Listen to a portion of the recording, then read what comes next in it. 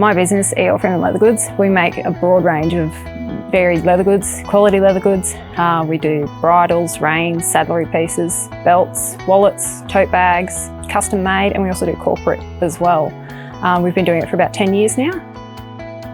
We're pretty passionate about recycling, and we've come across recycling and making our beautiful barn doors, repurposing timber, bringing something local, manufacturing it here at Timber Corner. We also make bar tables, bed heads, farm gates is our other specialty.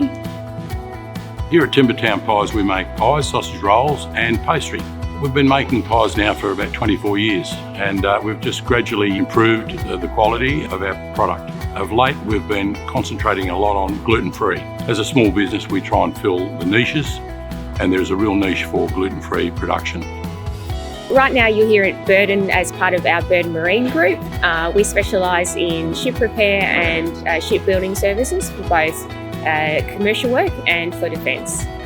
Burden was established in 1977, started off as a sand dredging business, and today we specialise in everything from ship repair, shipbuilding.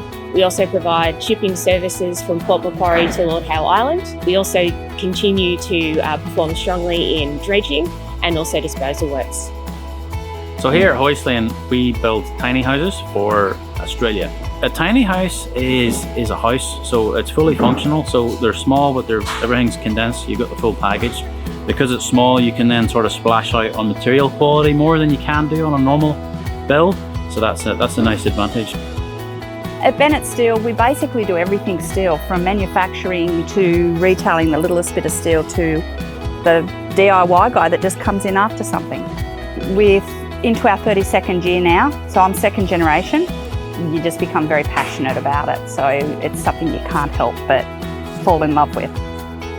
We make products for all walks of life, for anyone who needs a plastic componentry. So we just take their ideas, turn it into a realistic product. With all the stuff that we do here, we also use recycled plastics to make logs, beams, posts, anything that we can create out of recycled plastics. Recycling is a very big part of the future because we need to stop all this stuff from going into landfill. I think we're innovative in that we're keeping a lost trade alive. We're constantly trying to find new ways of doing things, but using old techniques, old traditions, and growing the business depending on demand, finding the gap in the market, and evolving. Evolving is a good word. So in the food industry generally, I think there's a fairly good future, particularly if you supply what the market wants, and of course that's where you need to innovate. With the gluten-free, that's something that is really growing fairly quickly, so that will tend to help us to get through any of the more difficult times that may come. We foster innovation in our business through a range of methods. We develop a lot of custom-based solutions for the customer to meet their requirements, but we also look for innovation in all our production methodologies and manufacturing. We foster younger ones here. We have a lot of kids come in from school and do workplace experience, and then we tend to find the people that fit our business best, and we tend to then bring them into our business, and they work alongside of us, come up with innovative new ideas that the younger people can do, and that helps us to grow our business into the future. I see a huge future for manufacturing in Australia, locally and nationally. There's so much demand for Australian-made and quality pieces nowadays, and so there should be. You know, if we can make something here in Australia, then all the better for it. We've been operating for, I think, almost 5 years now. It's a growing market. Our growth curve has just been, it's always been growing.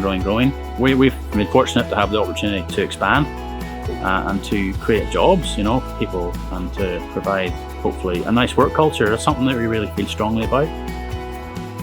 So I found that the benefits of working in a regional area is the opportunity for community engagement and community involvement. We're very much part of the Hastings community. All of our workforce is local. It also provides all of the benefits of working for a large company, but working in a lovely regional community with very good resources for the family, such as good schooling. There is a real sense of family as part of the Burden business, and that is demonstrated in everyone's commitment to ensure that we're making it happen and that we really are delivering to our customers' requirements. There's lots of local people trying to give timber working a go, and I encourage them all to continue. We all do something that's just a little bit different, a little bit unique. We all put our own passion, our own creativeness into it. There's room for us all.